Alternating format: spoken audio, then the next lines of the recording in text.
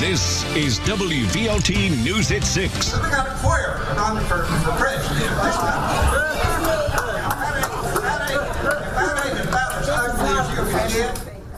A homophobic slur from a Sevier County commissioner causes a ripple effect felt across the world. We have this exclusive video tonight as some applaud his remarks and others call for Warren Hurst to resign. Thanks for joining us for WVLT News at 6. I'm Amanda Hara. Ted is off tonight. A list of people from Dollywood to the mayor and the county are now stepping forward and apologizing for the commissioner's homophobic slur. He made the comments last night at a meeting that was meant for a vote on guns. Those comments prompted at least one person to walk out of the meeting. We caught up with Sarah Thompson today. I was actually incensed. I think that was a very demeaning and nasty thing to even talk about. So I stood up and said, "Excuse me, this is unprofessional." But everybody was so busy cheering and laughing, nobody heard me, and that's when I turned and walked out of the meeting. And Gwendolyn Ducree spent the day in Sevier County. Last night, Gwen Hurst told us that he stood by his comments, but that was before people started calling for his resignation today. So what's his stance now? Do we know?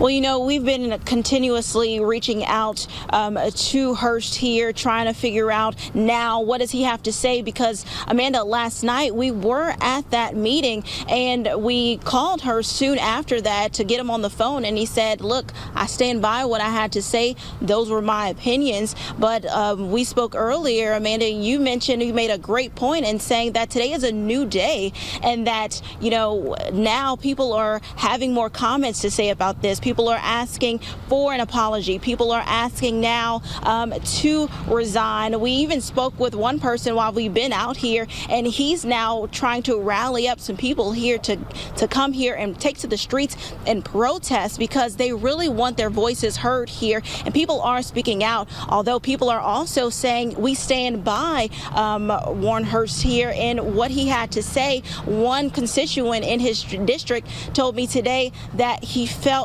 felt like, you know, this is something that he would never say, and more people keep on coming out and saying what they, feel about this, and here's what they have to say.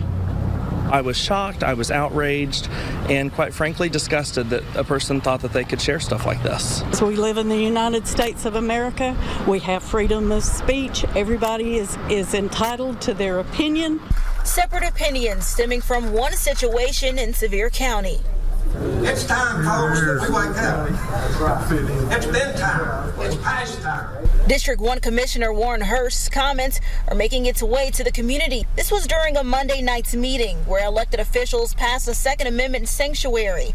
At some point, Warren starts voicing his opinions on the LGBTQ community and racial equality. We got a choir running for president. The county is a highly populated tourist attraction. Some tourists say they'll continue to come. We're not going to boycott Sevier County. We love the mountains and God's natural beauty, and we're going to come up here and enjoy it. Amanda, many layers to this story. Of course, we'll continue to follow this, but that one thing that's really missing here is to hear from Warren. Now that we're hearing from people from all over, and now people asking for an apology. Will they get it? Well, we don't know, but we'll continue to ask Hurst for his comments. Amanda. Now, a lot of people waiting to see whether or not his stance will change and whether or not he'll resign. Gwendolyn Ducree reporting for us tonight in Sevier County. Gwendolyn, thanks. The comments sparking calls online for people to cancel their travel plans. We heard a little bit of that in Gwen's report. Well, now county leaders are speaking out. The city of Pigeon Forge's tourism director saying, "We've welcomed guests for decades and decades. We've treated people well."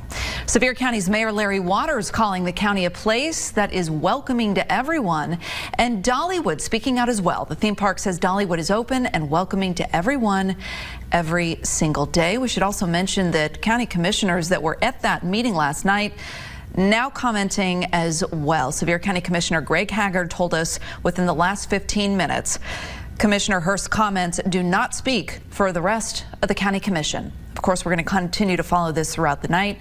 You can get the WVLT News app. We're going to send big alerts on this story straight to your phone. Meanwhile, another big story today, a scathing letter from the Knox County Sheriff to the Knoxville News Sentinel, essentially criticizing an editorial cartoon. This cartoon appeared in Sunday's News Sentinel. It shows a couple discussing police violence, essentially implying that they could be shot whether they're in their home or not. Sheriff Tom Spangler releasing a letter in response to that, calling the cartoon wildly inappropriate. We spoke exclusively with the sheriff this afternoon.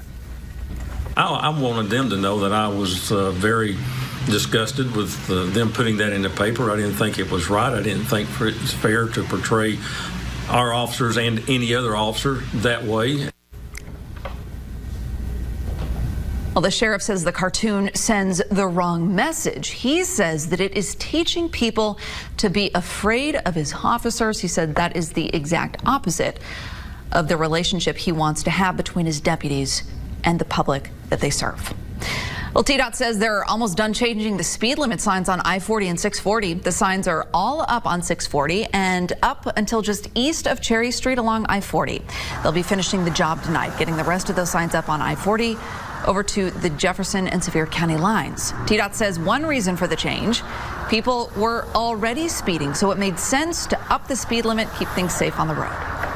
And what we're trying to do is get those speed limits to be accurate compared to the way the traffic is moving in these areas. So we found that the speed limits were actually too low. That's Mark Nagy with TDOT. I asked him today whether or not we could see a speed limit increase in the future. He says probably unlikely at this point. The new speed limit in most spots is now 65 miles an hour. All right, let's get a look at the forecast. Meteorologist Austin Bowling joining us. Austin, the rain is gone. Sunny weather is back, and some people maybe got the lawn watering that they needed. Yeah, especially up along the plateau. We picked up about 1.25 inches late last night, and then through to earlier on this morning, picked up an additional 1/4 inch on top of that around the Crossville area. Plenty of totals neighboring 1 inch from Spring City up to Rockwood, all the way up towards Oneida. Even Jacksboro, a little bit over 1 inch.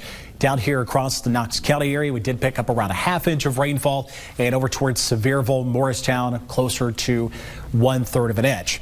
Pretty pleasant out there right now. Sunshine, a little bit of a breeze. Temperatures right now mid and upper 60s, even falling into the 50s over in Crossville. And the wind has been fairly strong this afternoon as well, coming in straight out of the west between 5 and about 15 miles per hour. So for the next handful of hours here, temperatures going from the mid 60s this afternoon to around the low 60s at 7, around the low 50s coming up at 11 o'clock. And a little bit of a frosty start possible up along the plateau. Still, again, if you have any of those fragile plants, you need to cover those up or bring those in. We'll get down into the low 40s tonight in the valley, then eventually returning to the 60s tomorrow afternoon. We'll talk about this cool stretch on the way and look ahead to another decent chance of rain coming in by this weekend in just a few more minutes, Amanda. All right, we'll see you in a few minutes, Austin. Thanks. A corrections officer in Hancock County now behind bars at the very jail where he works. A grand jury indicting Christopher Lyons on a charge of official misconduct. He's accused of illegally smuggling phones to inmates. Investigators say they believe he did it for money. He's been booked in the Hancock County Jail. No word yet on when he'll be in court. Go ahead. Hey, you don't get my wallet. Yeah, I get your wallet. No, you don't. You don't try to stop me from doing it. And in Cott County, the former corrections officer seen in this body camera footage is now out of jail. Kelton Townsend posted bond today. He's charged with assault due in court Monday. The man seen on the ground, Jerry Miller, is suing Cott County now for $5 million. Well, good news for hikers and campers in the backcountry of the national park. The Smokies lifting that burn ban in those areas today, and it's all because of the rain we've been getting. They're still asking anyone who needs to start a fire to be extra careful if they do. The historic Eugenia Williams house has sold. UT announcing that they have sold it to the Aslan Foundation. The sale is still pending approval by the state. If it goes through, Knox Heritage says the building will be saved and will be preserved. UT says they'll use the money from the sale on scholarships. Are you looking for a job? Well, Ripley's is looking for you. They're holding a job fair from 1 to 5 o'clock tomorrow afternoon over at the aquarium in Gatlinburg. If you're on the fence about it, here's a perk. Ripley's employees get free tickets to Dollywood and Splash Country, so that may tip you over the edge. All right, coming up, we are catching up with Hollywood star Dennis Quaid as he makes a stop in Knoxville. Plus, it's a race against time for East Tennessee scientists who are fighting to save animals on the brink. Those stories in 3 minutes. And a gorgeous view over the Smokies this afternoon. We'll talk more about the status of the leaves, where they're headed, and how much rainfall we could pick up by this weekend in just a few minutes.